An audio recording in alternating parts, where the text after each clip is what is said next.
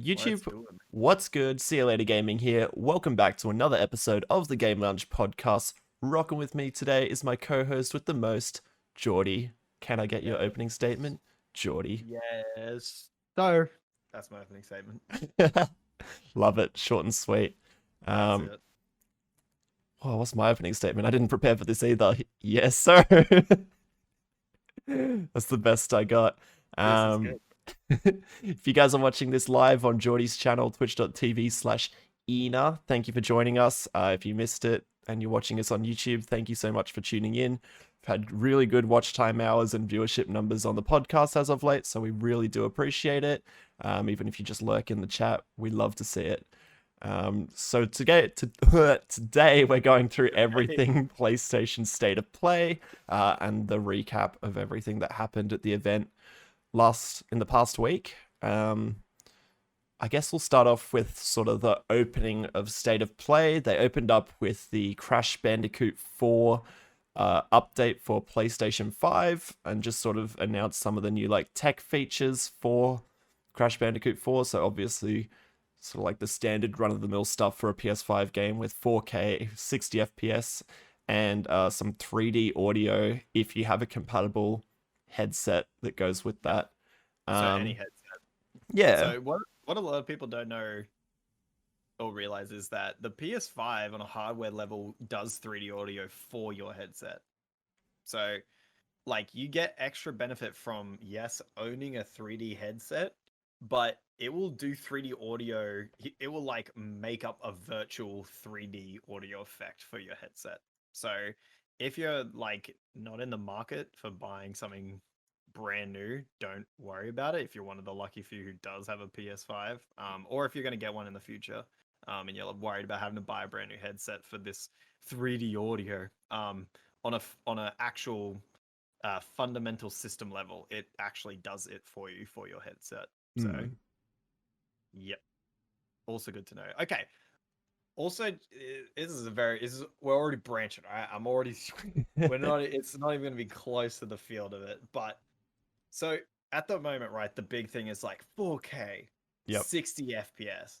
Do you feel like though in the back half of this next generation that we're in, it's going to slip back to it looks like God and it's back to 30 FPS because just look at it, you know what I mean? Like right now, like I mean, for example, right, if you've seen the Demon Souls remake, right? Yep. It's 60 FPS. It looks like God, Mm-hmm. okay? But I'm worried that it's going to look better than that at some point for something, and they're going to be like 30 FPS. We're just doing 30 FPS. That's it, because look at it. Look at it. I'm just so worried that by the end of it, they're going to try and squeeze as much power out of it like they always do at the end of generations. Yep. But I was hoping the staple for so far, like obviously the staple for the PS5 right now is like 4K 60 FPS. That's been like the thing. Yep. I'm just worried though that the developers are going to go back to like, our game is single player, we want it to look incredible, 30 FPS. Yeah. Like I don't want 30 FPS. I What do you think? feel like if they go back to 30 FPS, no matter what the game is, you're going to get a lot of community outrage because I think now that people are and developers are running or creating games at 4K 60 FPS, it's going to become like the standard and what people expect. And you get that sort of like, you get that greediness of like, oh, I've had it now, I've had a taste of it and I want it. And it's like, even for me as someone who doesn't have like a 4K monitor or anything, like they're still developing it to look good in 4K. So you still get that like high fidelity, high quality textures and it's going to look great. And I mean, yeah, 60 FPS is nice, but at past what point, I forget what, I watched some documentary on it a while back, but past a certain frame rate, the brain can no longer differentiate like what frame rate it is. It's sort of like how our brains can't interpret speed. You can't interpret what the frame is. But like obviously 60 frames is smoother, but it's like, because a lot of it comes down to like, I mean, just from a fundamental technical level, like a lot of it comes down to like because a lot of people will be like, there's no real point in ever going over 144 hertz, Mm-hmm. right? And it's like, yes, but also no.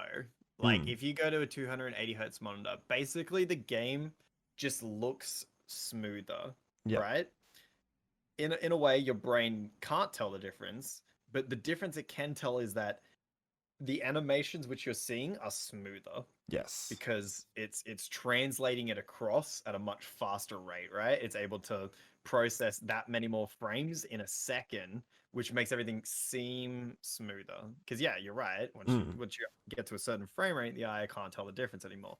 But the difference doesn't fundamentally happen at the eye level. It happens at the everything else for the game. So like yeah, animations and like even like particle effects that go Yeah. around the world and stuff. Like it makes that look better. So the higher the FPS is for that, everything just looks smoother. It's more cohesive. You don't feel like you're missing data when you're like looking at like a Dark Souls boss coming at you at like 25 God, okay, look, I played Bloodborne for a bit on stream. Mm-hmm. Holy shit. I I don't know. I've got pretty good eyes, okay? Like my reaction time is also pretty good too. Like Yep. like when I played and got into Valorant, I ended up being in Diamond, nearly getting into the next tier above it. Strong So flex. strong flex, right? Pretty good, pretty decent reaction time, things like that. Holy shit, dude! In Bloodborne, if there was an enemy wearing anything black that's like very flowy, Mm. dude, the the flow was at like 14 frames a second. So if they ever had their arms like coming out of like their clothing, I couldn't see anything. Mm. Like because it was just so stuttery because the animation frames were in such a low frame rate. And I was just like, Jesus. But if I know for a fact, if it was at 60, I would have been able to way better interpret what the hell I was seeing. Like, Yeah. especially if you're getting mobbed by a bunch of them at the same time. No, Like, definitely. And I yeah. feel like games like that, especially that sort of like quick reaction, sort of like fighting type game, it needs 60 frames or a higher frame rate than Mm, say your casual platformer or something like that. Like Crash Bandicoot is in essence just a standard platformer, mhm. and sure it's nice for the sake of like animation and such to be smoother and have that higher frame rate. But yeah, definitely eh. Yeah. Um, I mean, it's cool. Crash is cool, right? He's an Yeah, icon. Um, absolutely. but yeah, I mean, it's cool to see it getting the treatment for the 2% of people that have a PS5. No, absolutely. And then the minimized percentage you have like crash from that.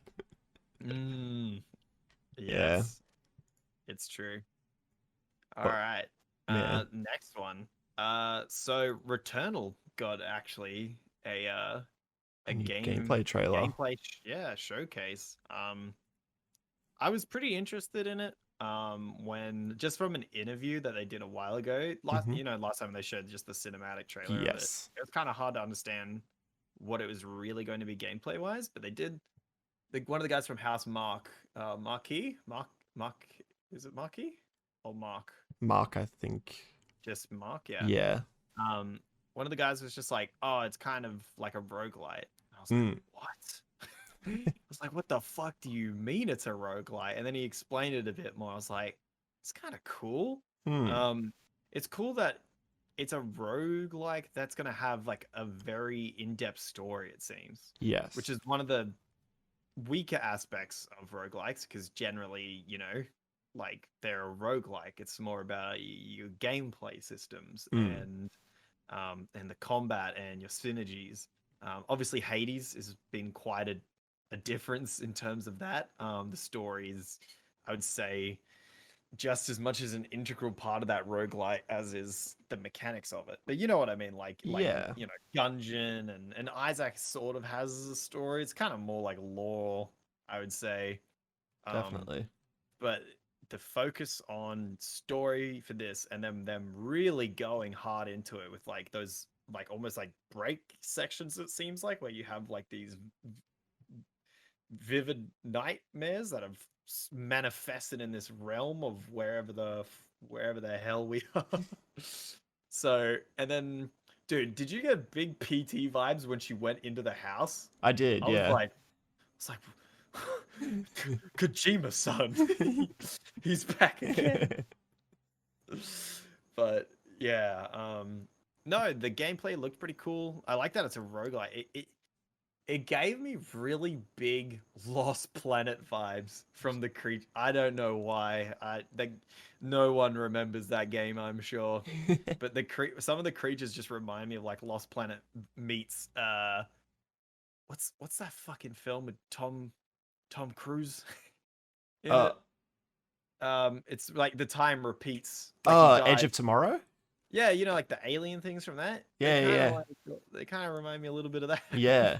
You know, Returnal was like an interesting one. It seemed to borrow from like a lot of different games or concepts for games. Like yeah, like Edge of Tomorrow from like a movie sense. It had, I feel like, alien type vibes. There were a couple of movement systems in there that looked like Infamous, Mm, almost like that dash effect from like the infamous Second Son game, and then mm. like almost like Monster Hunter a little bit, and then obviously yeah, it being like a roguelike. It's going to be interesting to see how all of that combines into one game. Yeah, it's definitely a unique blend of things, and it looks like a game that has quite. I mean, House Mark has a pretty good pedigree behind them. If you've seen Yeah. any of their other games before, but it looks really good. Like it looks like I, I wouldn't say they're like they're charging a AAA price for it, but I don't think House Marquee you would typically associate as being a AAA developer. So like it's really weird because I would say this looks like a AAA roguelike game, Yeah. right? But not a AAA game, if that makes sense. Yeah, no, Like definitely. imagine if like, you know, in terms of a roguelike, it's like by far the best photorealistic sort of, you know, Oh yeah. graphically intense one out of any that exist. Mm. But also like imagine if like Rockstar was given like $300 million to make one. You know what I mean? Like Yeah. it's a double A roguelite in a triple A sphere, but Oh, in definitely. roguelike sphere it's a triple A roguelike. Yeah. I mean, it looks like a good game though. I mean, I'm just Mm. trying to see because Each time I see it I get more and more interested in it. Housemarque isn't a first party studio of Sony's, is it? Didn't they get bored by That's what I'm Sony? trying to like. I'm looking it up now. Uh I actually don't remember if they got oh, bored on. there was It a might rumor be, that came out last year that Sony bought Kojima, Remedy, and Housemarque, but I don't well, know if that was but ever they're official. a public trading company. They have to they have to say when they buy a company Yeah. because otherwise their investors will go, "What the fuck?" Yeah. No, literally. Yeah, I can't see But no, anything. I was like, this does seem like a situation in which like you know what like you make some games for Sony and then they buy you. Yes. That seems like what this is. Like Yeah. I feel like Sony like trials people, like kind of like you know like the Ratchet and Clank devs, like Insomniac, right? Mm-hmm. I feel like they pumped out a bunch of games on PlayStation and they're like, yeah, you seem good. Yep. They just buy them. I feel like House Mark has been making stuff on PS for a while, and I feel like if this gets rated highly or you know sells pretty well, I feel like that you know they'll just buy them to No, go with definitely.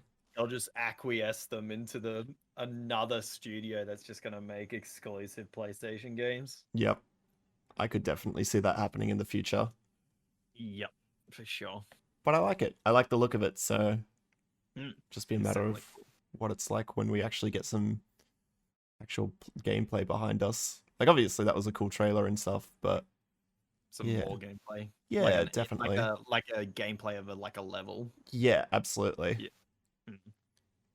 Yes. Awesome. Next game that they showed at State of Play was a game called Knockout City. And I wrote down a joke for this. I was like, Oh, this shit. does not look like it'll be a knockout, more of a knockdown. Oh man. So for those of you who Okay. didn't see this one, it's I got Splatoon Dodgeball as sort of like my keynotes for this. I Um, got I got the game that they made before, but in 3D. So they made that game that has the like baseball bats and stuff and the ball, and you smack it at each other, and you build up the momentum on it the more you smack it at each other. oh, okay. It looked like that in 3D. That well, now with dodgeballs instead of baseball bats and baseballs. So they're just following almost like a Mm, set medium, I guess. yeah, because like I really picked up on it as soon as I saw two things. The first one was when one of them threw the dodgeball, the other caught it, and then it immediately charged up like a level, and then he threw it back and it was fast. And I was like, oh shit. Yeah. Is it the devs of I forget the name of the game. God damn So it. I looked up Velen Studios, and the only other thing that they had mentioned on their website is that mixed reality Mario Kart game that just came out, the one with like the RC car that you can play on your Switch. Yes. They're the developers of that. What the bro? So, and that's the only other thing they had listed on their site when I had a No. look. So, No, no, no, no, no. What? yeah, Velen Studios. Wait, if that's the case, then they just straight jacked this aesthetic. And because the next thing I was going to say was the logo. The logo is exactly the same as the other game. What other Oh game my did I get god. vibes from? It was like Sunset Overdrive and Jet Set Radio as well. Yeah. Like, Huh. let me have a Never look at the mind then. Jet Set. I forget. God, I really wish if anybody in chat knows the one I'm talking about. There's like a character who's an alligator. There's one that has a skateboard. I don't know. Anyway, it wasn't that popular, but it has exactly the same aesthetic. Yeah, have a Um, look. Have a look at the logo for Jet Set Radio, and then look at Knockout City. I'm pretty sure it's like a similar take on the font, and it it's a is. very similar movement style too. Mm, very Um, true. yeah, I mean, Um, God, I felt bad when the developer came on. He's like, yeah, we've been working on this for 4 years. I was like, oh no, yeah, it's like, oh, oh buddy, no, you just wasted 4 years of your best working years of your life. oh no, because dude, I was like, I literally as soon as I saw the thing, I was like, oh, this is sad. I'm like, this is a 1 monther. Yeah, And then he was like, we've been working on this for 4 years. I'm like, oh no. yeah. I'm I like, please God. I don't have high hopes for this one. I feel like it's gonna be one of those ones that's like retails $80, and then you see it on the shelves at like EB Games for like $2. No, it can't retail for 80. It can't. If it retails for 80, no, that's a It- death sentence. There's no way. This is a 30, $40 game. well, they announced they didn't even say PS5, did they? They said PS4, It's which probably backward was compatible, yeah. right? It's also coming to the Switch by the looks of it, and Steam. It's coming to everything. Oh, there you go. It's just that we saw more gameplay in the state of play than anywhere else. Yeah, Everywhere else is kind of like a logo and like a little small trailer. yeah. Like it's fine. Um, but yeah, I It. don't know. I feel like it's trying to get on the like, community fun thing sort of train, like Among Us and Mm-hmm. what's that other one with the little jelly bean people? Um. Not Fall Guys, right? Yeah, Not Fall yeah. Guys. Yeah. Fall Guys. Yeah. Yeah, I feel like it's trying to hop on that sort of wagon, but they said they were working on it for 4 years, which is pre-COVID. So That's a long time. yeah, that's a long time for this game. Jesus. Yeah. Um, like, yeah, it's just something I see as being like fun for like a day, and then I'd be over it if I bought it myself. Yeah. You know what would give it more life? I think if it was free to play and it just had cosmetics. Yes. I think that would dramatically increase its chances at actually having a shelf life. I And agree. probably make more money too if they Yeah. just went that route, rather than charging like a $30 price tag. Um, like yeah, it seems like something that would do way better in that way. Otherwise, I feel like if this game, God, if this game is more than $30, I'm sorry, this thing's selling fucking 10 copies. Well, I mean, it's being published by EA, so you never know. Yeah, the thing is though with this brand because what's it called, Motive, or like it's The basically developers? no the initiative that they are publishing it under Oh, okay.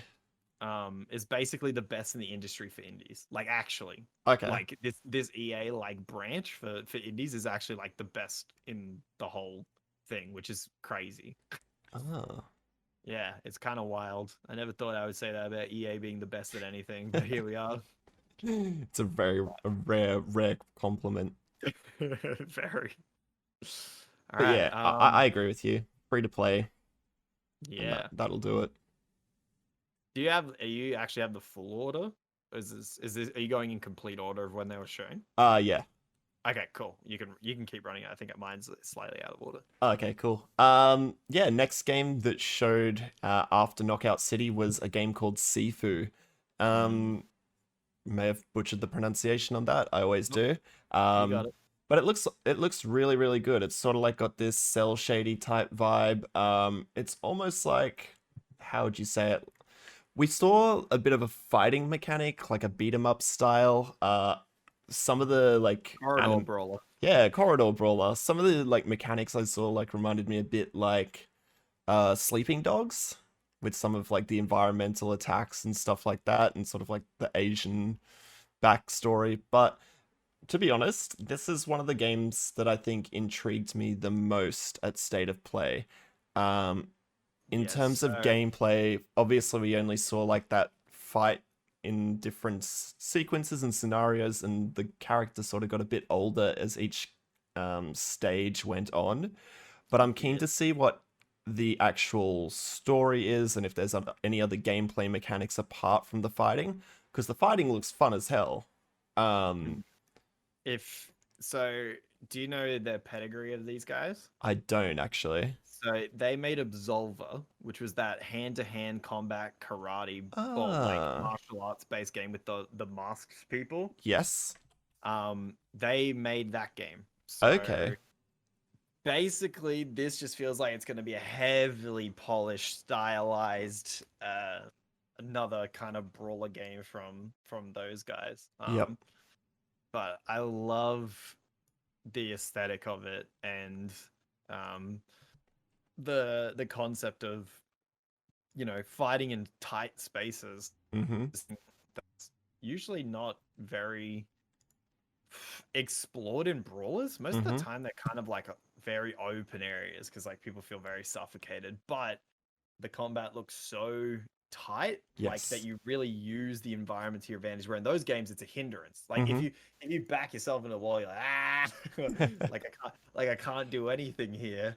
And there's no moveset that interacts with the environment in most brawlers either. If they're like kind of, if they do have some tight areas, it's not like if you counter them, you don't like smack them into the wall or anything. It's just like you've countered them and now you're both kind of like glitching into the wall a little bit, and then it's like this weird fight. Yep. Whereas this, it feels like it's going to be like, when you're back up against that wall and you're able to hit your counter correctly, you'll probably just fucking shove their face into it and then just like hit them with an elbow or something, right? Yeah. Like it's going to be, yeah, like I feel like it's going to be a really tight action brawler game. Mm. Um, but yeah, it'll just have to. I mean, we'll just have to see. I mean, we really only saw a cinematic trailer, to be honest. But Yeah. the premise of it seems really cool Yeah. and kind of gruesome, which I love too. Do you reckon for a game like this it would be played out in like scenes, or do you reckon it would have more of like a story to it? Like Okay, like the way I'm seeing it, and you might have a completely different take, but I see it as like a fight sequence, a little bit of a cutscene sequence, that sort of thing. I got roguelike vibes. Okay. So when he's getting older, I feel like that's us dying and then coming back to like a spot, Okay. if you know what I mean. Yeah. Like you have a set like wherever you're in, you've got like this set area, right? Or like this building or whatever. Like let's just say the very first opening area of it. Yep. And you do that for like 5 levels or whatever. Mm-hmm. Then I feel like it's kind of both. Like I feel like then if you manage to make it to the next level or area, it's progressed the story, but then it's also like I feel like or like let's say if you die on the fourth level of like the first set, right? You go Mm-hmm. all the way back to the start and then you gotta Mm. go through it again. And then if you make it to the next area, then you age a bit and then but you're in there now in a different environment, blah blah blah. That'd be I cool. feel like a lot of I don't know if you've noticed this, but there's a very heavy trend of just fucking with time at the moment. Like it Yep. just we're obsessed with time. It's instead of horses, right? For like with the Red Dead era, right? And then Yep. like the year of like brown environments as well. Yeah, I feel before like the that, equivalent BRs. yeah, it's BRs. I feel like this year's thing is time and space. Like we're really just obsessed with fucking around with time and games at the moment. It seems to be just like all the rage and like dying and then coming back in like yeah, different timelines and shit like Returnal. Yep. And we'll get to it eventually, but Deathloop Yep. and this game and fucking I don't know. I just feel like there's so many games that are trying to like do the time thing now. It's like really insane. Bit, But like bit of a it's common cool. theme. It's cool. I mean, it's better than another year just full of BRs, so I'm cool with it. You know, now that you've said something along the lines of like a roguelike for this game, I think it'd be, and they may not do this at all, but I think it'd be a cool mechanic where, like, yeah, if you progress through the fight and you win and then you move to the next stage, you don't necessarily get older, but if you lose, you, yeah, you do get a little bit older, a little bit slower, a little bit Mhm. harder to complete the stages. That'd be cool. That would be sick. It's all that's very Dark Souls in the way. Like Dark Souls 2 though, like Mm. punishes you for being trash and then until you completely die and become young again. Yeah. No, literally. And a point of like start the game over. Like a Mm. permadeath almost. Yeah, like that'd be cool for like n- anyone but casual gamers. Definitely. I feel like if a casual gamer wanted to play that, I'd be like, this is the stupidest mechanic of all fucking time. I can't beat it. It's just like, Literally. yeah, that's the point. Literally.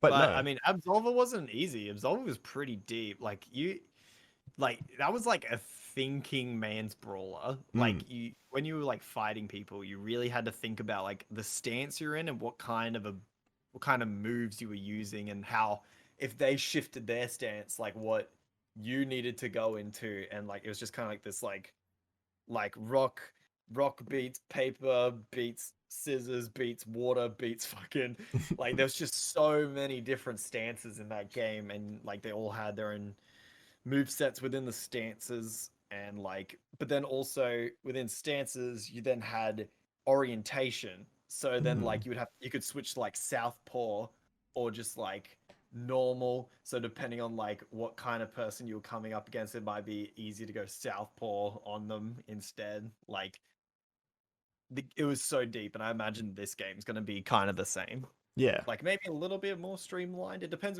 I guess it really depends. I mean, we don't know it's a roguelike. We don't know it's going to be super hard, blah, blah, blah.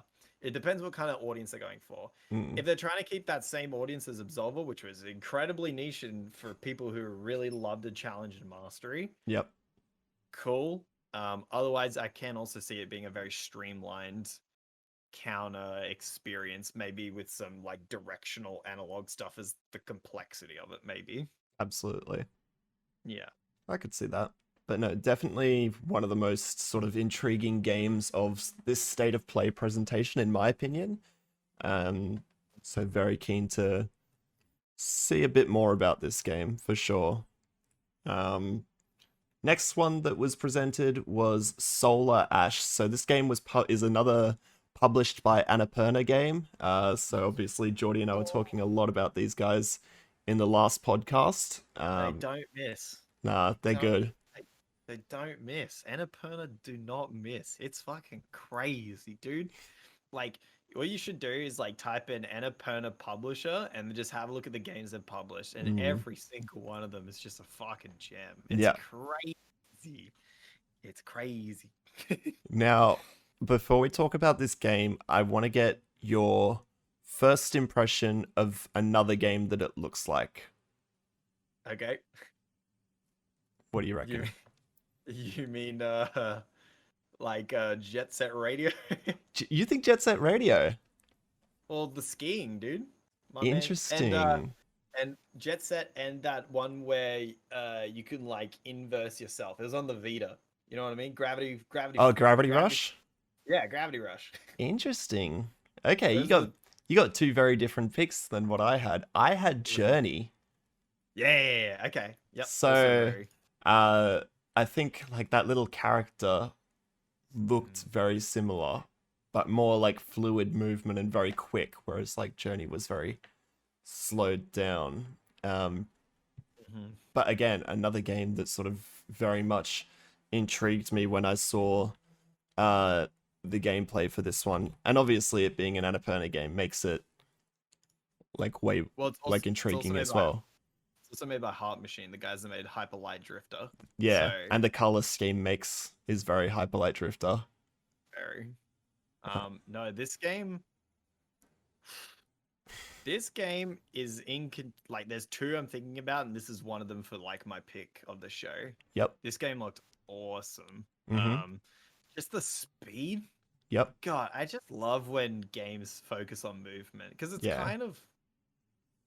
like it's not super rare. It's just very not super well done a lot of the time if movement is like kind of a decent focus of the game. Yeah. But when games really make movement the focus of it, it feels incredible. And that's that's something that the devs said when they were presenting this, that movement was sort of like their key focus when they were developing this game. And I mean, just by the looks of the trailer, that seems to ring true. Oh yes. And just like something that intrigued me too was like the strategy behind the fights and stuff like that, or the way that they're like, movement will play a big part in this too. It's like speed puzzles. Like you've got to like kind of really think on the fly, like while you're moving. Like you don't like stop to pause to see what's going on. It's like you just keep looping, or you're gonna get like smacked. And like I think that's really good. It's way more engaging for the player too, because it's like you constantly think. It's kind of like a weird comparison. It's kind of like Doom. Yeah. Right? It's kind of like this dance of like trying to figure out like what you're meant to be doing. Because if you stop in Doom, at least if you're not on like, baby mode, you're gonna get fucking crunched, right? No, like, you're definitely. gonna get destroyed. So in that respect, it's kind of like that, where like it's really funny too, because I would say Doom is a game based about movement. Yeah. No, absolutely. Like, movement is to me is like 70% of that game.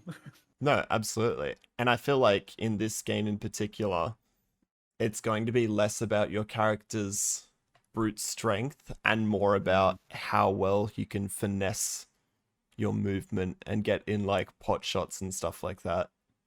Yeah, to do damage. But no, again, like another game that sort of definitely intrigues me. Yeah, I'm looking forward to it. Heart Machine plus Annapurna, it's just such a dream combo. Absolutely. So I'll definitely be checking out. Plus the like lore of it looks pretty cool too, like the little, like the big white god that they go visit. Yeah. And apparently it's also just like the tale is about this like I forget what they were called, like it was like she was like a void something, or she's going into the void, whatever. But to like save her people, like whatever, or like her planet, like as the last attempt by going into whatever this realm she's gone into. So it'd be cool. I'm sure it'd be light lore, kind of like Journey-esque and stuff. So you kind of take away your own story, I'm sure. Yeah, but sort of like an open to interpretation type thing. Yeah. So it's really cool. Super excited about that one. Very cool. The next one, just imagine sleep paralysis, but it's another Five Nights at Freddy's. I don't sleep. I was like, ah. The first thing I thought was like, for a game that has so many iterations and no doubt so much money backing it, this So game many looks books. like hot fucking garbo. I Game mean, look like shit. is it is it still the one guy just making it though? Scott? Is it Scott still just Cawthorn? Scott, I don't know. or is it actually a studio? Well, I didn't think it looked too terrible. Like I've seen worse games, but like I think kind of the charm of FNAF, isn't it, that it kind of does look jank as hell? I Like isn't guess. like I don't know. To me, it didn't look like they were going for like photo real, Oh no. go with like a style. Um, I don't think it looked terrible in my opinion. It's not the best looking thing, but it's definitely not the worst looking thing for sure. Yeah. But like I do understand if people do have that sentiment of, man, this looks like trash. I'd be like, yeah, I get it, but Well, like I to mean, me, yeah, to me, it's like this is the fifth or sixth game from Five Nights at Freddy's, and it's like for seventh everyone, seventh game. seven? I thought they had two spin-offs, didn't they? Two or three spin-offs, Holy and then shit, they had like maybe. 5 books or something. Interesting. And they've got a movie being produced by Sony as well at the moment. Yeah, true. It's just a movie tie-in game, so that's why it's terrible. So I just had a look. It's no longer being produced by that single guy, Scott. It's being Yeah, produced by a company called Steel Wool Studios. that Um, sounds like something Scott would have started up. Potentially, yeah. I'm just having a look at some of the other games they've made, and nothing here rings a bell. Like they're all sort of small titles. Hmm. Curse It of makes Dread Bear. Hey, that sounds pretty Five Nights at It Freddy's. is. It's a Five Nights at Freddy's spin-off. Okay, there it is. Yeah, see, I thought there was way more than just the five. Yeah. I mean, I'm sure FNAF fan base was pogged out of their gourd, Yeah. so I'm sure that they're very excited. I'm sure FNAF Reddit is crazy. Like they've been putting together this like story for like the last fucking decade. It feels like so. I'm sure they're very excited to have another chapter of lore to dig into from very minuscule things that are actually accurate. Even the YouTube scene, I feel like, is still sort of eats up Five Nights at Freddy's. It's It's because people are very invested in the story. Like, yeah. it's really not like what I expected. I was like, when I remember watching like for the first time, like Markiplier or whoever I like ended up like stumbling upon to watch it, and I was just like, I'm like, oh, it's a scary game. Let's have a look. And I was Mm. like, what the fuck is this? Like just in a one room with these cameras, and I was like, it's kind of scary. But Yeah. then like there's this whole lore thing behind it that's just like actually massive. Like, what's that guy's name? Game Theory. Yeah. Matt. Matt Dude, Pat. like Matt Pat. Dude, holy shit, man. Dude, those FNAF videos get some goddamn views on them. My god, dude. It's funny you say that. It's like I look back at my channel and videos that get like historical views, and it's like there's a couple like old ones from like that's the Snapchat video that I did, couple of like random ones from like PAX Oz, which are really weird, and then always at the top of the charts for like a view a week at least is my Five Nights at Freddy's video, and it's like Hell yeah.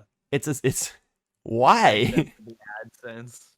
why though? It's just like I did two videos. It was night one and done, and then it was like, and I always see like a view or two on each of them each week, and I'm just like, why are people still checking this out? It's not like I was revolutionary content or anything. I don't I get don't it. know, man. But okay, how do you feel about it being a first person game now though? Like it's survival first Yeah, person game? it looks it's interesting. I think it's good to have a break up from the series instead of like that stationary sort of look left, look right, press the buttons. Yeah. Um, I because I feel like for that game series, it was a little worn out and had it. Oh, dude, I was worn out after watching 10 minutes. I was like, "This is it. This is the Yeah. loop. And This I is the mean, gameplay there's loop." I left yeah, the video. literally. I was like, "This is my monkey brain even finds this boring. I'm out, dude." Like, No, literally. There's only so much you can do with that. I mean, obviously, like in the second game, you could turn around and look in vents and shit like that. So, um, I think it's good. mm, I think it's good to change it. yeah, agreed. It did need a bit of a refresh. Mm. Yeah, Yes, sir. I think that's might be a pass for me though. What about you? Oh, I'm passing. I cannot. But I'm sure I'm very happy for the FNAF kids out there that are gonna eat it up and make that man more money than God yet again. Is that like the kids who listen to our podcast on Stitcher Radio? Yeah. Stitcher, yo, what's up? What's up, our Stitcher listeners? Shout out to you fucking guys. You guys are the real MVPs. Absolutely. Stitcher's AdSense. Good God. Next game was Oddworld Soulstorm. I don't know. I remember playing. I haven't played like an Oddworld game since the PS1, where I played like Abe's Odyssey, and I haven't thought about the Oddworld series in a long time either. I've really my interaction with the series is very little. Mm. At the place I work, I occasionally see the game boxes for Oddworld New and Tasty or whatever the hell it's called. Oh yeah. And that's it. I also heard that there was like a spin-off game where you're a bounty hunter, which was lit apparently. In like first person, you were like a bounty hunter in the Oddworld universe. It's like Stranger's Wrath or something. If my Oh memory serves me correct. yeah. Is it? Good memory. Yeah. Holy shit! I've actually cracked. What the hell, dude? 2005. You've dug into the archives for that one. Oh my god. Oh, I can't remember anything from uni that's useful, but I can fucking remember this dumb trivia. Anyway, that's all I really heard was that one was super lit, and then like it's a very niche style of game. Mm. Like it's like a side-scrolling puzzle platformer. Yeah, they describe it as like a 2.9D for this one, so it's like it's more than like 2.5D parallax, but it's not quite 3D platforming. Yeah, yeah. But like, the trailers and stuff have been cool. It's probably one of those ones where I'll end up just typing this into Google. I'll just go Oddworld Soulstorm movie, and I'll just watch the cutscenes. Yeah. And I'll just see what's up with it. Because like the characters and stuff look kind of like interesting. Yeah. And like how he's gonna like take off those things off his mouth. Mm-hmm. Like every single trailer, they love to do the thing where he's ripping off the fucking thing that's keeping him muted. The little straps. So that'll be more one where I just I'll watch like someone else play it on. I'm sure it seems like a game Uber Hacks or Nova will eat up and scream at when people get killed. Oh yeah, his character. So oh yeah, I'm sure. It's funny because like they showed like Abe and his little minions, and they said that the minions could be more helpful in this game because every game that I'd played in the past, they literally were just like, it was like set rel follow main character, so they'd just follow like 2 paces behind sort of thing. Well, you can give them like potions and stuff, and they like help you attack and shit. Yeah, but like, and that was what was one of the devs was saying during that presentation was like they're meant to be able to help you in this game and complete tasks to like their full ability sort of thing, and the fact that you have like multiple playstyle options for stealth and passive or more like genocide. Not like I was gonna say like a run and gun, but yeah, like more like a genocide thing with your minions because there's so many ways that you can kill them. Yep. And then yeah, obviously like the looting was interesting, but I agree. I thought it was pretty cool, like where there was one of the stealth sequences where they're trying to get past one of the guards, and there were like 5 or 6 lockers in a row, and each one of them just jumped into a locker. Yeah, it's pretty good. I was like, oh yeah, that's interesting. Oh Yeah, yes. we'll see how it Agreed. goes. Yeah. Next one on the list, sort of another highlight of the show for me was Eeenaa Bridge of Spirits. Oh yeah, baby. So we saw this one, I think, last year. Correct. Last Correct, year, we did. yeah, Yep. for the first Awesome. time. And Game that was Awards. more just like a cinematic. Was it Game Awards? Was it a Game Uh, Awards? no. Oh, I was thinking it's before that, even like an E3 or even maybe like E3 2019. It must have been 2019 then that we saw it last. Yeah. Let me have a look and see if I can see when it was first announced. It must be 2019 because I think they were meant to release it in late 2020 and then they pushed it back. If my trash can brain serves me correct again. Yeah, I'm just having a quick look here to see when it was first announced, but I can't see anything off the top of my mind. But Let's have a look. What's this game called? Kinu? Eeenaa Bridge of Spirits. First announcement. First appearance. There we go. 11th of June 2020. Oh, okay. Oh.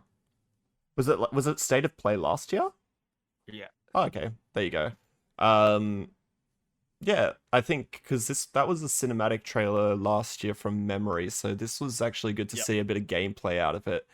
And it looks lovely. Looks really, really good. Awesome. Yeah. Looks awesome. I'm very excited for it. Especially those cute little fucking things that are rolling around. It's so Pixar. It's unbelievable. But it looks so good. It's so well. I mean, because Ember Lab, the 2 directors of it are both film people. So they have a background in film and animation. So no wonder why this game looks gorgeous, dude. And it's so well animated because they're fucking film people. Yep. So, dude, I really hope that this game is mega successul, and then they're yeah, cool. Let's make another. Let's keep making games. I really hope the film industry doesn't steal them back because like when I watched that trailer, I was like, I have not seen anything like this caliber really of like trailers / like a world since like Overwatch 2 cinematics or like Overwatch cinematics, like of them introducing the characters, right? Like I feel like Blizzard always has the best trailers when it comes to expression and character. Yep. And then like when I was watching this, I was getting like goosebumps. I was like, holy shit, finally there's someone else in the game industry that's fucking not Blizzard that like that knows how to like make cutscenes look amazing. Yeah. No, it looked gorgeous with just like sort of that like story driven action adventure style. And like the combat looks awesome. The scenery looks awesome. It's very anime. I can't pick an anime because I'm not like Ghibli. a huge Ghibli. Yeah. It's kind of Ghibli in like its aesthetic. Like it doesn't look like an anime. It's kind of like if Pixar decided to make an anime. Yes. If that makes sense. Yeah. But in terms of the environment that they're in, it's kind of Ghibli. Yeah. Like that really green, beautiful village that they keep fucking panning to. And I'm like, I cannot wait to go in there and fucking shove my small head into things. Like, but yeah, it's kind of Ghibli meets Pixar in terms of its like art direction. Oh yeah. But yeah, no, that game looks awesome. Like the combat maybe looks a little bit basic, but I don't care. Like I don't care. It really gave me flashbacks to like Jack and Ratchet, like early Jack and Ratchet. Like I feel like this could be the equivalent for like kids growing up now, like, and PS5 is like their first console, if Yeah. you know what I mean. Like, it really like brought me back to, I was like, holy shit, like this feels like this will potentially could be like a franchise for like the next generation of like kids growing up now. Yeah, Like and it kind of set up. especially if they're developed like the developers behind this game are ex film studio. Like I could see them making like animated shorts to go along with this. Obviously, like the Mhm. game. Yeah, if they definitely Yes. play their cards right, I could see like an expansion. And in terms of like combat, um, and I don't mind this because it's something that was done really well. But like that Horizon Zero Dawn style with like the bow and arrows, sort of like and the enemy styles looked very Horizon. And I'm not saying that as a bad thing because I think that was done phenomenally well. Um, and I think if it can be adapted in a good way, and I mean it looks like it has, and it looks awesome. I think it's going to be really good. All right, hold on, let me pick your brain here for a second. What about the enemies looks very Horizon to you? Let me see if I can find the picture Because or to like me, the they part of the looked trailer. very earthy and rooty and corrupted rather than mechanical. So like the way that I'm seeing like the trailer again, just skipping through it, but that's sort of like yeah, it almost look wiry to me. Like even Wiry. though it's earthy and like rooty and stuff like that, Mm. like that same sort of It's okay, so yeah, it's kind of like the corruptedness has like taken over a form of something from beforehand, but instead of it being mechanical, it's like roots and shit. yeah, But it's still like the form of what it was before, just heavily corrupted by like yes, whatever. Gotcha. yeah. Yeah, I get what you mean. But it looks awesome, and I like not detracting from this at all. Like I think it's looks really really good. Yes. I think. Yes. Would you say this was like one of your top two, top three from the show? I totally like for a brief second forgot it was here. So when I said top two, really I was just thinking I was going to be doing that and then the next one, which we'll Yep. be talking about. But now that I'm not an idiot and I remembered this, I'm like, ah, shit! Like it's a top three. I It's top can't three. decide between them. Yep. They're all good for different reasons. But yeah, definitely top three. I agree. I agree. Well, because I think you're pretty keen on this next one, so you jump in and mention it. Motherfucking Deathloop. Deathloop is a game created by Arcane that got bought by PlayStation as an exclusive for at least a year, Ooh. probably. It'll be PC and Sony, Mm-hmm. which is hilarious because obviously most people know Microsoft is acquiescing ZeniMax, which means Bethesda, which means Arcane. So they decided that they are going to honor the deal still. Um, and allow Sony to have it exclusive for a year, I think, from memory. Oh, good. Um, but damn, what a trailer, man! God damn, such a like beautiful spy homage, like a 70s spy homage. Yep. Just a great fucking soundtrack to go with it. Yep. Um, super charismatic, really showed off like the gameplay really well in a really fun, frantic style.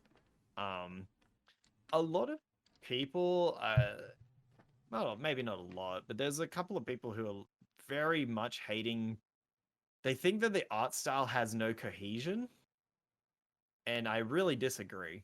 Because they're like, yo, what the hell's the deal? Like, some of these masks look like low res as fuck, and like, or like they're missing. They seem like they're missing texture. I'm like, I don't think they're missing texture. It's just like it's like a really weird world. Like there's like paranormal shit going on here. Like Mm. I think people haven't realized that yet. They're really thinking that that this is like a real island, Mm-hmm. and like they're taking it very like literally. But like literally one of your abilities is like you just fucking yeet people. Like you like Yep. wave your hand like that and you just fling them across the like room. And I'm like, I'm like, dude, this is like a fever dream. I don't think it's meant to be like, everything is meant to look like it has like a correct place. It looks a bit like mishmashy because it is kind of mishmashy, Mm-hmm. like in like what's happening in it. Um, but man, I love the trailer and I love the premise of this game that it's just like you have one day, you have to kill these 8 targets in one day, but you've got to figure out how to do it. Mm-hmm. And basically, it just means that it's it's like a speedrunner's wet dream if game if you just perfectly find the route. Yep. Like you're just finding routes to how to do this. Yes. Because they haven't really explained there's much more to the game besides that, and that it is literally one day when you die, you start the loop again. Mm-hmm. So I can only assume that it's more of an open world type deal where you take it in whatever order you like. I'm Okay. assuming it's not like you go to this person first and then you go to this person. Uh-oh, the other chick has killed you, and now you get sent back to the start, and then you do it again and you do it again until another scripted death from the chick again. I feel like it's actually an open world in which you tackle the people in whatever order makes sense to you, and you Okay. create your own path. That's what I think it is. And I'm make the call now. I'll put $10 on it, dude. I'll put $10 on it. That's the actual concept of the whole game. Yeah, I'm not too sure. I feel like it's going to be very much like a choose your own path style of like how you go about it. Um, I'm really curious to see how this game functions as like a single player game versus its multiplayer, because like it has both, Yeah. and I'm very Well, interested to see. well, if you're the invader, you play as the woman. If you're not, it's a CPU. Oh, okay. Yeah. Ah, hmm yeah. I mean, it's all on the one island, so I do wonder how the Well, if you think variety of, well, if for you it. think about it, there has to be at least there'll probably be at least 8 unique places minimum, Yep. because they're all like it's kind of like Hitman. They're all on their own schedule. They have their own specific things they will always do in the day, no matter what. Mm-hmm. So like there'll be times when they are by themselves, and there'll be time when they might meet up with they because they've talked about it. There might be another time where they meet up with another target in a Yep. different location. So to me, there has to be at least 8 distinct locations on this map, which are probably going to be fairly decent in size. So I got a feeling there's going to be a lot of variety on this island. It all just depends on like where they are and the context of where you are and in the time space you're in. That makes sense. I get Yeah. that. So like you could like yeah you could kill that like because they've shown like that in one of the sort of first ish trailers. It's like probably the third one that came out or whatever now at this Mm. point. But you could they were like yeah you could kill a scientist guy now. It is like a laboratory doing these like experiments.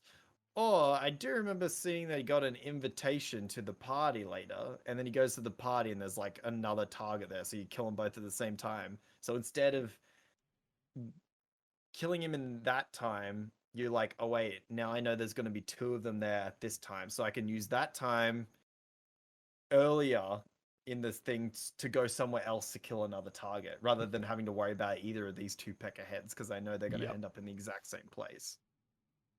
So that's what's Absolutely. really cool about it. It's just a big puzzle game. Mm. It's just an arcane puzzle game. Yeah.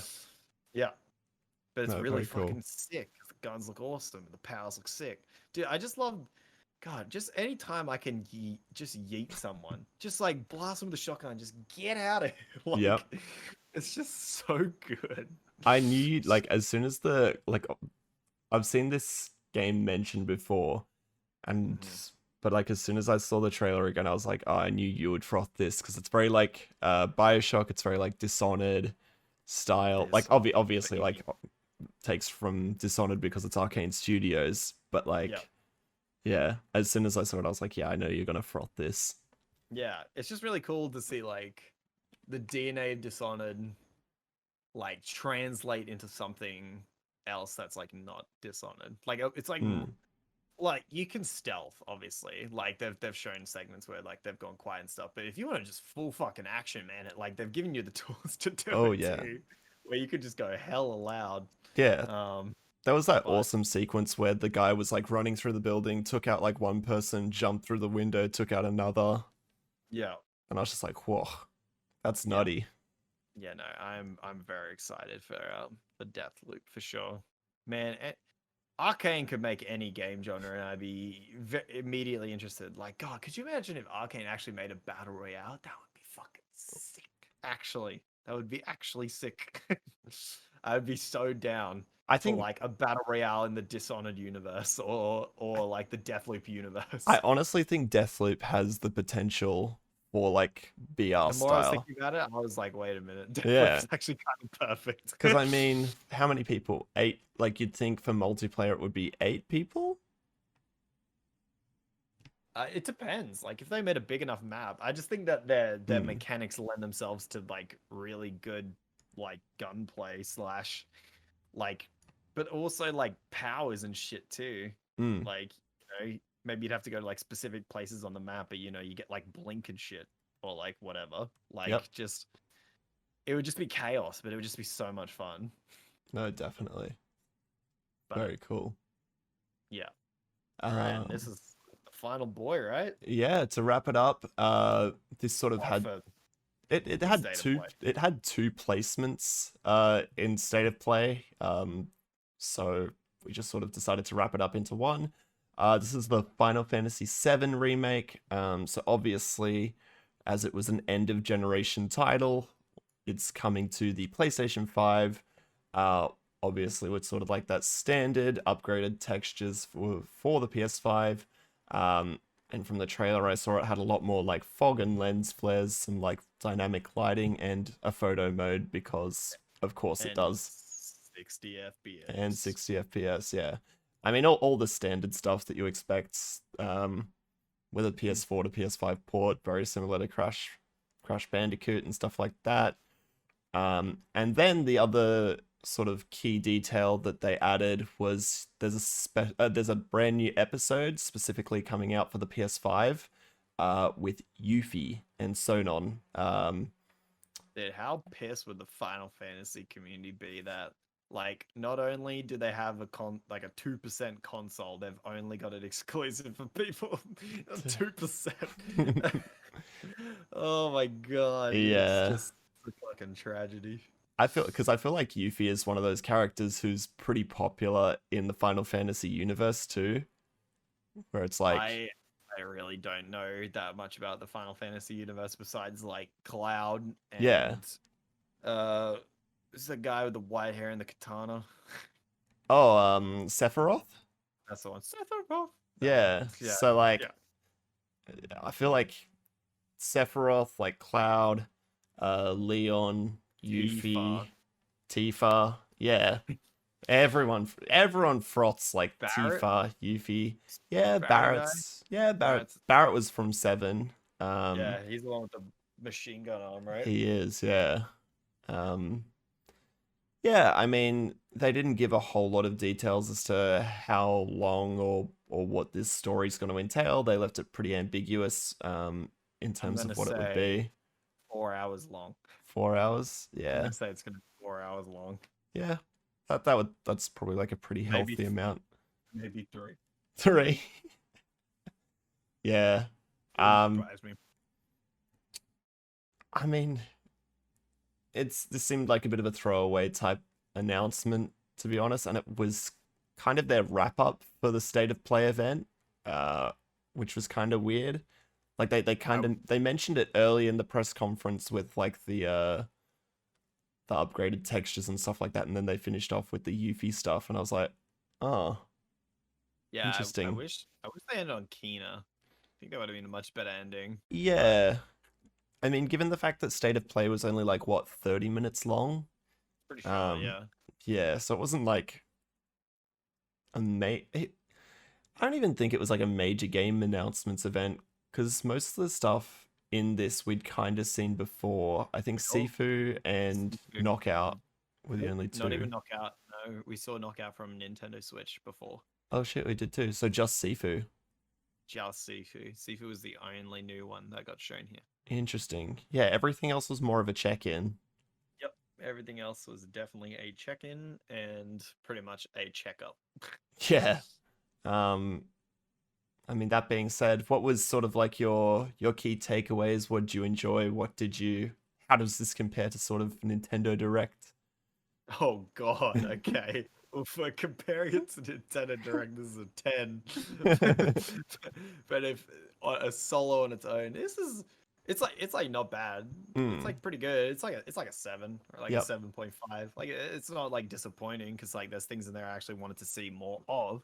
So Mm, that made it fine. But like, there wasn't any really new announcements that blew my mind. But I'm glad that one game that they did announce it looked really cool, and I'm glad that indies get more love in an actual yeah. something like that gives more eyes to it than otherwise. And like, you know, the internet's pretty excited about Sifu. Like Yep. like Twitter was like, "Yo, what the fuck? This looks sick." So I'm like, "Hell yeah, thank God." Like, so in a way, it's kind of a blessing for this smaller games that are kind of like in this list to just get a few more eyes on them without like I don't know, like a new Final Fantasy being announced or something in there, like whatever that the new one is, Project Triangle, Circle, Square, fucking whatever the hell these code names are that Square Enix likes to put on shit. No, definitely. I But agree. yeah, it was all right. It was pretty good.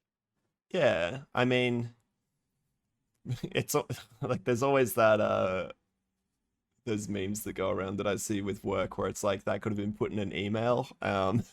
And that's what I think almost for like the PS5 upgrade type shit where it's like it's cool and obviously like Crash Bandicoot 4 and Final Fantasy 7 are major titles comparative to like everything else in that list. Um but yeah, I think out of that it was cool to see that like check in and the progress on some things. Like obviously we got a release date for Kina in August, which is cool to know. So like just that refresher, and as you say, like a good check in for some of those indies. And yeah, obviously, yeah, majorly frothing Sifu. Solar Ash again looks awesome. Yep. Kina definitely in my top three, and Deathloop for sure. Interested to see sort of how they go with that. Oh Um, yeah. definitely. Oh yeah. All Um, right. So that's the end of the state of play. yeah, So we do have some other just little tidbits of news of things that are happening. Some of them will blow through pretty quick, and some we'll talk on still for a bit more. sure. Um, one of the more interesting ones, basically, Epic Games buys Fall Guys Studio Mediatonic. Interesting. Um, yeah, it's kind of a weird purchase. I don't know. Yeah. I mean, Epic Games are currently in this like them and Tencent are just in like a buying frenzy at the moment where they're just picking up everything. Um like looking at Mediatonic's games, they have like a couple of games under their belt, but they haven't got like a whole lot of massive ones. So I guess it's more of like a future outlook, or maybe they're Yeah. hoping they could lift Fall Guys a bit more. I don't Um, know. It seems like the kind of thing where they're like, all right, we bought Fall Guys. We want you guys to do the Fortnite thing where there's something every week, yeah, major updates every week. Because I feel like Fall Guys kind of like fell off because the updates didn't just keep kind of coming. You know what yeah, I mean? Like they kind of like took time. Well, they're not that big of a studio, so it like took them like a month to 2 months to like get anything new out. So I don't know. Maybe they're now just like gonna cram more manpower into them and just be like, all right, you're gonna push the shit out of this, like, or maybe future prospects of like more like party games or something coming to Epic exclusive in general, because they're gonna leave Fall Guys for like what it is now on hmm everything, but it doesn't mean that whatever the next title will be won't be Epic exclusive, because obviously that's what it will be. yeah. And I mean, I So could see Fall Guys now again becoming like uh a free Epic game for the month or something like that, where they just try and build up its player base again on PC, get some people coming through, Yeah. and then obviously the backing of Cash Machine Epic Games, and just put out like cool cosmetics for the game or Actually, whatever. I was gonna say, I'm like, dude, you know what? They bought Rocket League, they made it free. Yep, Probably gonna do the same free to thing with play. Fall Guys. Yeah, Yeah, I and mean, why Rocket not? League. If because as we were saying in like the Game of the Year podcast, we said great game for while it had its thing, and then it sort of Mhm. dropped off. So if they're looking to pick up with that boost again, why not make it free? Get everyone playing it again, get everyone talking about it again. Um, Chuck in some And more then, paid cosmetics and just do the Fortnite Rocket League strategy. I mean, it works for them. It's a cash machine. yeah, now that they're technically owned by them, Hmm. I mean, Epic has really great relations with Marvel, so now there'll probably be fucking so many Marvel skins Yeah. in that game. Yeah, Yeah. Why not? makes sense.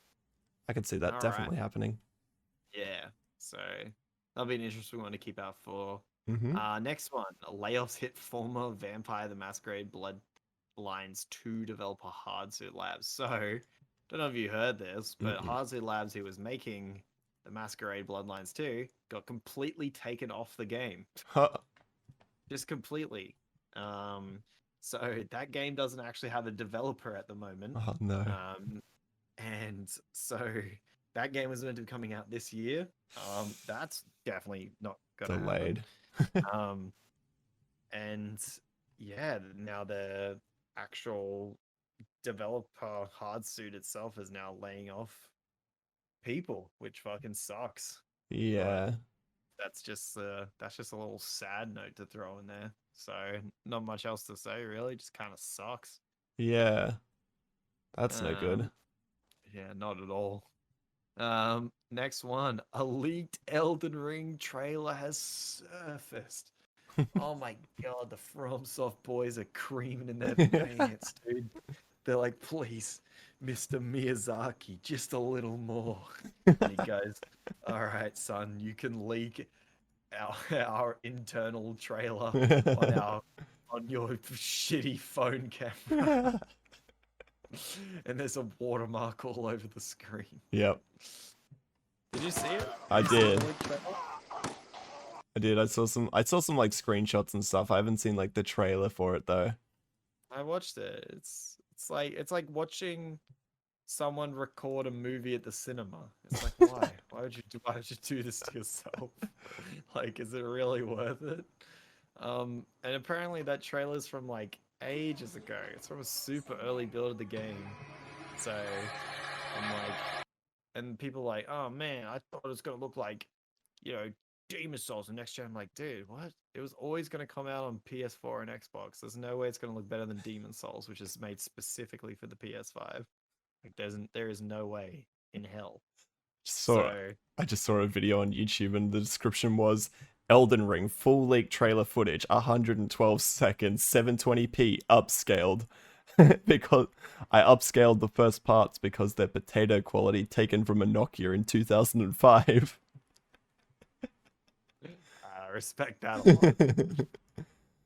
But yeah, it's super like, oh god, it's just like, man, do you care about Elden Ring?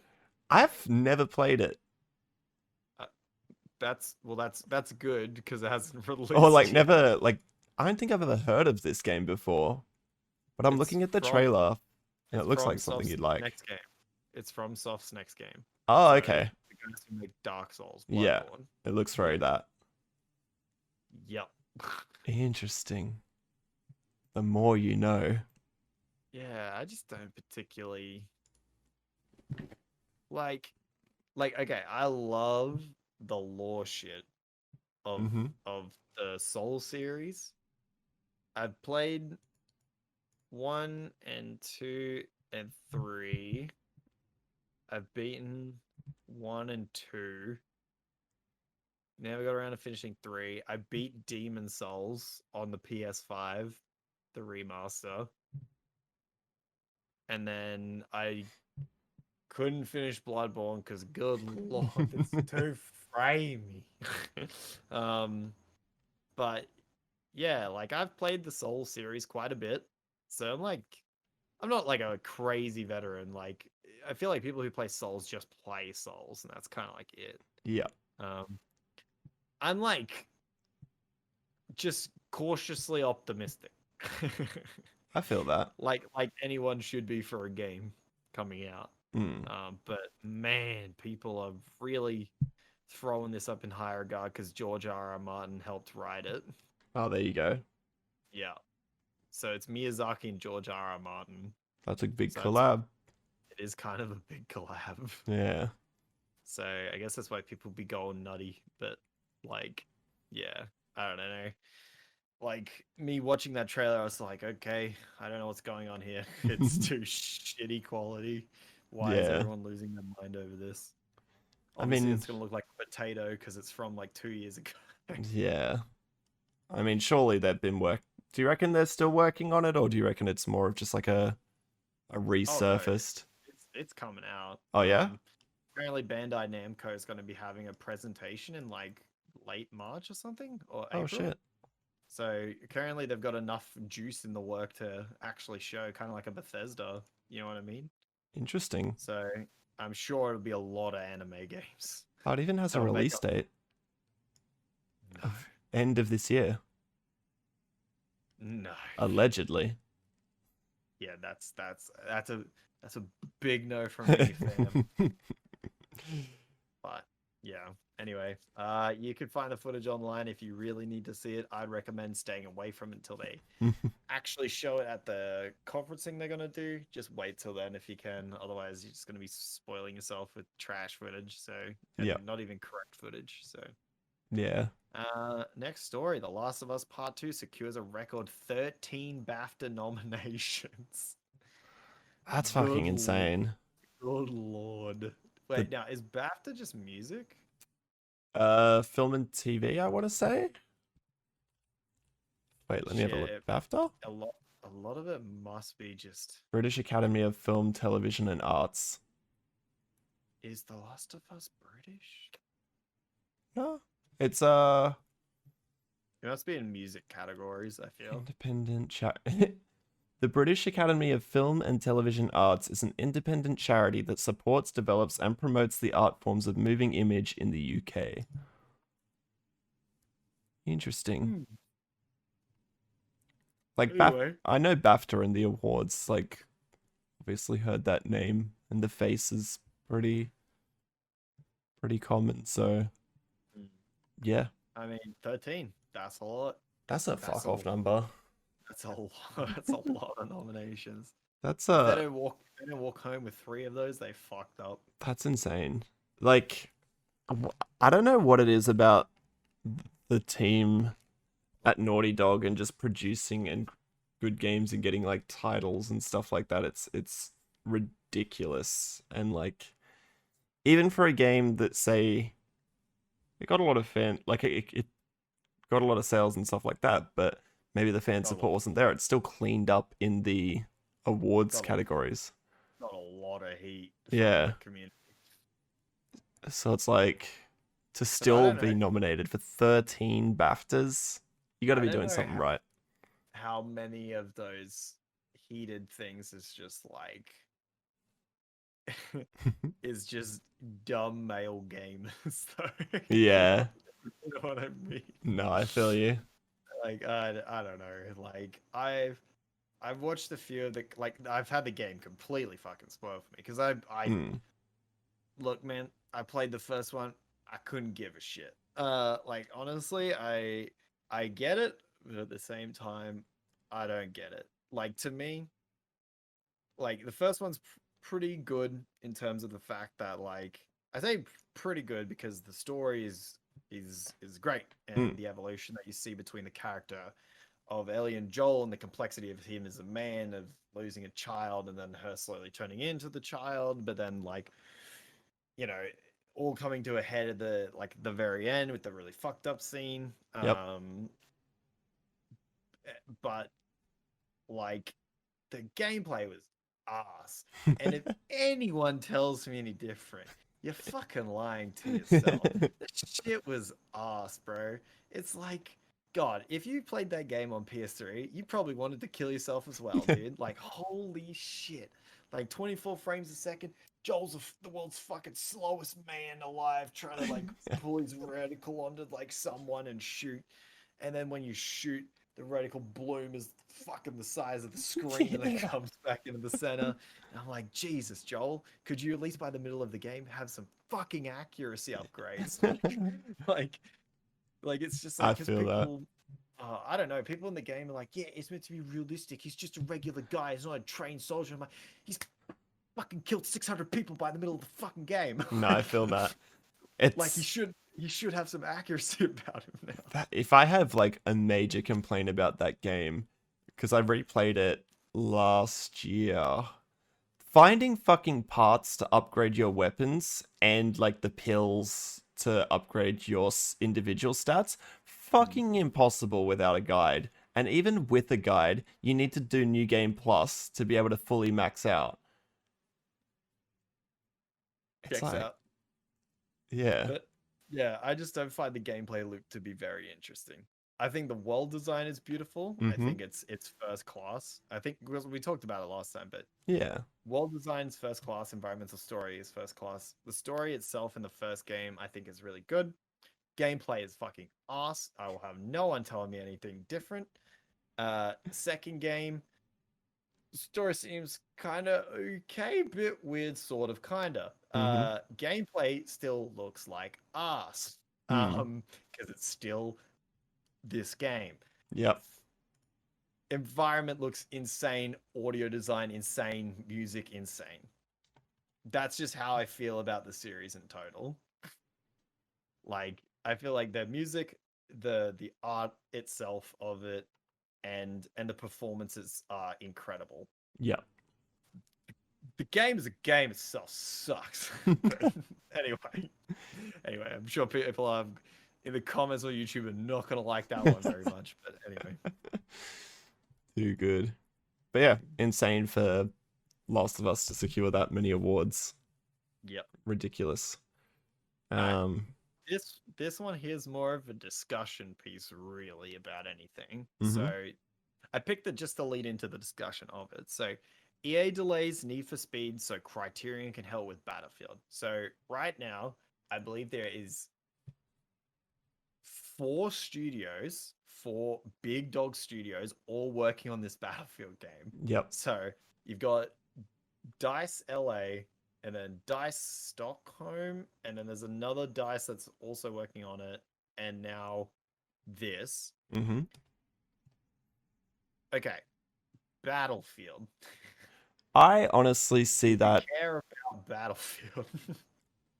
I mean, I think there's a much bigger fan base and player base for a game like Battlefield than there would be for, say, a Need for Speed. And I mean, you look at I remember a report that I saw a while back because EA bought up another car racing game. I can't remember what it is, but under their belt, in terms of a repertoire, they have Need for Speed, Codemasters, so they have real racing. F1. Yeah. Yeah, so they've got like F1, Dirt, was it? As part of Codemasters? Dirt is Codemasters. They've got Need for Speed, they've got Real Racing, and they've got Shift. So they have 5 fucking car games that they can develop at any given time. And I think for them to move a single team onto Battlefield makes sense, just for the fact that, like, the player base that Battlefield will have and its past history with launching with some bugs, I think... Apparently they're making incredible progress from what I've heard. Absolutely they would, and that makes sense. I think... have you heard anything about this game? Like any of like the leaked details? The new Battlefield? Yeah. No, apparently nothing. It's gonna be like, as a standard game mode, 120 players or something. Oh, yes, actually I did hear that. Insane next level destruction. Yep. As they always tease. Yeah. 120 players is a lot. That is a lot. general multiplayer. We're getting to like mag territory. I do wonder for like how Australian internet will cope with something like that, because like what most games cap out at these days, like 100 for the most part. Oh, like server ping won't be an issue. Hmm, It'll be if your computer can handle fucking 100 entities running around on the screen at once and that's true. everyone leveling fucking buildings. Yeah, I feel like Battlefield and sort of like EA have been pretty good with this game in the sense that like although there might be say 100 people on a map, it's not like a close quarters Call of Duty type game. It's a very big open spread out map where you've got like conquest and shit like that, where you've got some people on point A, some people point B, some people point C, which are fucking miles apart like in the game. Okay. Also remember though, so like typically in Conquest you had A, B, C, D, and E. Yes, Generally you had 5 flags. That was with 64 players. that's true. This is gonna be 120. It's gonna be so many people on each team. Yep. Like if you think about it, half the lobby is just gonna fill up the normal space of like the full map. Yeah. If they built them still to the same size, which they probably won't, they'll probably be even bigger. Mm, Like, but yeah, it'll be very interesting to see how that game ends up coming out for sure. But definitely. I'm also wondering if this is going to be a thing of like EA being like, oh yeah, no, like yeah, we're just delaying. We just need some help in Battlefield, but then they just moved the Need for Speed IP over to Codemasters as like now just a fully dedicated, like, this is our racing team. You're Yeah. gonna alternate every year between Need for Speed, F1, Dirt, fucking, whatever. Yeah. Because, I mean, you've got so many car titles in there. It's like, sure, there's a following for Need for Speed. They put out like an F1 game every year. Dirt has like a release, every like 5-ish years. Yeah. And then I forget what the other racing title was. Real racing. Real Racing. Yeah. It's like, while they own like essentially every racing game under the sun, and I know that there's a massive like for people who play racing games, it's like a big thing. Um, but yeah, I could see them alternating and shifting if they needed to. Dude, that's a good car pun. And with that, we go into our next one. Okay, so Google reportedly paid $20 million for Ubisoft Stadia ports. That was Oh, pretty fucking funny. 20 mil for fucking Watch Dogs. Because we talked about this a little bit last week, with the Stadia and sort of the shit that they're in with the lawsuits and stuff like that. But yeah, I remember I did see the article for this that popped up on my phone the other day, and it was like, we'll pay tens of millions of dollars for games to come to the Stadia. They paid they also paid like $20 million for fucking Red Dead 2. Like, good God, holy shit! I get it. I get the want to pay like X amount of dollars to get some big name titles on your console, because then it, you'd hope, drives other developers to develop for the platform.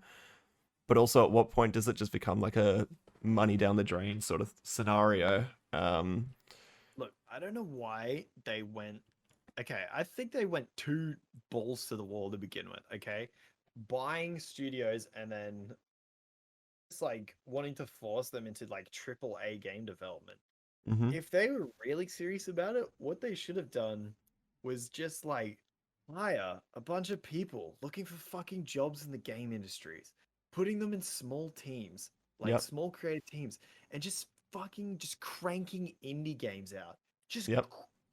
crank a shit ton of first party indie games out. Yep. And then the perception of it would have changed from this is the world's biggest piece of shit to wow, they actually have created this value added area of these unique like indie games from these people who have been like struggling to get a job in an Yeah. industry, but they're mega talented, right? Creating jobs for these small teams of indie studios and just have them, like every 6 months, just put out like, after like a couple of years of development, right? Of like or whatever they're going for. But then just like every 6 months, just bang, bang, Yep. bang, like here's a new one, here's a new one. Or like, make like 15 small teams, even if you wanted to do it like every 3 months, just like and just have like an insane like equivalent of like state of play for just like cool indie shit that their studios are bringing out to begin with, and then like maybe make after like that and seeing like people come to the thing because they want to play these games, Yep. and then just like, okay, we should make a fully large AAA studio. We'll have them working. We'll just keep having our indies just like popping off in the background. Yep. But they don't get it, man. Google don't get it, No. and have no fucking clue. They're like, I don't know, just throw money at it. Like it'll be fine. Mm-hmm. Literally. Literally. But And this, as we said last week, like, Google sort of has that like fuck off money scenario where they can just, pardon me, pump into the Stadia however much they want with whatever they want, sort of thing. well, it's the same with Amazon. They're just Yeah. like, I don't know, if we just throw enough money at it, it'll be good. It's Yeah. like Right. you had two games you unreleased. Mm. You literally unreleased them, and you gave people back their money. like, I don't think you get it, Chief. I really don't think that they get it. Like No. these big, like, orgs that just want to like monopolize like literally everything in life, Yep. and they're just like, if we just keep throwing money at it, it's like, no, you have to have some fundamental understanding of how the industry even works in the first place. Like like start small and go big, like Jesus Yeah. Christ. Like, and I think Google just felt like they would immediately get some sort of success, and it's Mm. like, dude, look at Steam. Everybody fucking hated Steam for like 6 years. Mm-hmm. Like it was a piece of shit. People were like, what the fuck, DMR Yeah. or DRM, sorry. And they're like, what you want me to be online to play my thing, you fucking idiots. And then and it was just a trash piece of software, and like the store was horrible and it was so hard to navigate. And then like after being in the industry long enough and them slow burning away from it, everyone's like, I want to buy my games anywhere else. Mm-hmm. Like Steam or I die. Like, and that's like it, right? Yeah. Like, but like these guys are just like, they expected, I don't know, like some huge turnout in like 6 months or something. It's like, dude, you're brand new to this shit. I You gotta be committed, dog. Like you gotta be in here for a decade before really gonna see any numbers that are gonna be worth bragging about. I think that was the trap of Google being like, oh, we'll see X amount of sales because we're Google. Yes, And for I sure. mean, you have a look at some other tech releases because I mean, Google's still relatively new to the tech space as a whole, but I mean, they've had success with say like Google Home. The Pixel. Pixel as a phone has done really well for them. Um, the Nest, the mesh Wi-Fi we were talking about last week in the You've post got podcast so stuff. from Google, you've got your Nest Minis, Yep. your like Nest, your Pro Max hubs. You've got Mm-hmm. your Nest Hub, fucking the Google Buds, so like the Yes. earphones, yeah, Chromecasts. Pixels, Chromecast Ultra, Chromecast TV. Chromecast is Um, awesome. I've got Chromecast, the TV one. It's good. Yeah, I got that for my parents. And you know, funnily enough, you can get games off the Google Play Store to play with that remote. Yep. So it's like, to a degree, that's Stadia. Well, they get mobile. They just don't get actual games. Yeah. Yeah. Totally two different fields. Mm. But yeah, like they've got a lot of stuff, but like the problem is that they really weren't in it for the long haul. Yeah. Like they expected to see Quick they were buck. off they were off by millions, like in their thing. Yeah. Like, millions of like users they expected to have, like in their annual reports, of millions of dollars. And it's like, dude, you should have been redlining this thing for the next 5 years. Mm-hmm. Like that's what you needed to sell. That you were not going to make jack shit Yeah. for the first like 5 years. It's just not how it works. That's why usually in this scenario you acquire funds from outside and then you then sit and you make something for 5 years and then you try and sell it back out, or at least try and make your money back in other ways. Like, yeah, but Literally. they do not get it. No. And then speaking of someone else who doesn't get it, so Valve was ordered to handle over sales data for the Epic versus Apple case. So, but now the judge is doing him a solid, right? He's only requesting 4 years rather than 6 years Apple originally asked for. Okay, so for no one knows what the fuck's going on here, last year there was that thing of like Fortnite created a way in which you could buy their microtransaction currency not going through the Apple store. Mm-hmm. Apple said, whoa, whoa, whoa, whoa, whoa, whoa. Mm-hmm. We need our commish. We want our 30% commission. And then Epic were like, what the fuck, dog? Nah, we're gonna do what's called a pro gamer move. Yeah, and then Apple's like, oh, that's weird. Oh, I've slipped and I've hit delete, and now you're no longer in the store? Yeah. And that's pretty much where we've been at. So, yeah, Apple took Fortnite off the store because Epic were circumnavigating the ability to pay them anything. Because, and then, of course, Epic fucking says the shit that they always do. They're like, we do it for the industry, like these indie devs and stuff, they're just missing a ton of money. And like, they always play this card, this thing, right? And they're like, we're for the industry, like these funds should be going to the developers. And it's like, okay, but also like, you have a pretty big benefit of you getting that 30% as well. Because I don't know if you know this, Mr. Epic Man, but your 30% is a lot bigger than an indie's 30%. Yes. Put it that way. Like 30% for you is like millions of dollars, and 30% for devs is like $1,000. Yeah. Like, so it's very. But then also, so this is the cooked part that I fucking hate. And I fucking hate Apple with a passion for this shit. So Apple is basically gone to the judge and been like, oh, no. Like, we can prove that, the 30% commission doesn't actually, essentially like matter in this. Is that they can find, essentially they're saying that they can find an audience elsewhere, that they don't need the Apple store to have this meteoric rise. So they've gone to Valve and they've gone to the judge and they'll be like, oh, Valve, yeah, hold on, just grab their data. Just grab their sales data from the last 6 years. And then Valve's like, wait, what? We're not even involved in this. So it's just like, they're basically just like, because Valve takes the biggest cut, essentially, of any PC platform, right? I think it's 30% unless you sell over 500,000 units, then they take 25%. And if you sell 1 million units, it's 20%. Yep.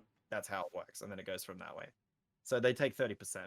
So essentially, Valve, they're trying to prove that the fact that they can grow the platform still on a place that takes 30%, aka they want Valve's data from the last 6 years. And Valve is like, wait a minute, you're a competitor. Why the fuck are we showing you 6 years of our personal data? And the judge is like, all right, 4 years. And then it's just like, what? What kind of shit is this? Like, they're going to be able to see so much insider information. How have Apple finagled this? They're fucking Apple, dude. They've just and Epic too, to be honest. They've just fucking, it works in both of their cases because they'll both get the data, and they've just looped in Steam, who's like Epic's biggest competitor in the game, like in the gaming marketplace. And then they've brought in like, and Apple are just like, well, fuck it, we'll do whatever we can because like we want what's best for us. And it's just like, ring around of like Valve just getting dicked over. Like, obviously they'll lawyer up and be like, why the fuck are we a part of this? This isn't our case. Why are you here? Well, no, that is the lawyered up. 4 years. Oh, what the fuck? Apparently, that is what the lawyer up is like. They're still like trying to fight it, obviously. Yeah. But like, it's just fucking stupid. Like, what? Like, yeah, cool. You're grabbing their sales data, and yeah, you'll see that Steam do sell a lot of copies of everything, and there's a lot of users. But you could already find the public users, like, already. And it's just like this sales data bullshit. It's just like, and like Apple's already been like, oh, we're not using it for the purposes of finding out, you know, the metrics to do with blah blah blah. It's like bullshit. Yeah. Like, no fucking way. There's like, always something to be gained. Yeah, dude, they're just fucking snakes, man. It's just so goddamn annoying. Like, I don't know. I don't even know why Valve has even been brought into this. Like, I don't know. Why didn't you pick Origin browser? Yeah, right. Like, why didn't you pick Uplay? Like, why aren't all of these being even asked fucking for their data? Even Like, fucking Google, because like Google I could understand, because obviously Apple and Google, iOS, Android, and similar case with like the Epic issue, where yeah, I think Google at the time also had a gripe with Epic selling shit and not wanting to pay their cuts. So yeah, I mean, but Steam is like. And Valve, I don't get it. I mean, Yeah, it makes sense from their perspective because they now get business insight onto sales data and that, but unbelievable. Yeah, it's fucking horseshit. But oh well. At the end of the day, it's just a bunch of billionaires slapping each other anyway. So Literally. does it really matter? Literally. But yeah, that's the show right there. Tap the bell icon after subscribing and you'll never miss a video again. And consider checking out my Facebook page as well for daily gaming updates and news. Thanks, guys. YouTube, what's good? See you later gaming here, bringing you a brand new episode of Top 5. In this video, we're going to be going through the top 5 gaming characters with the name Valentine.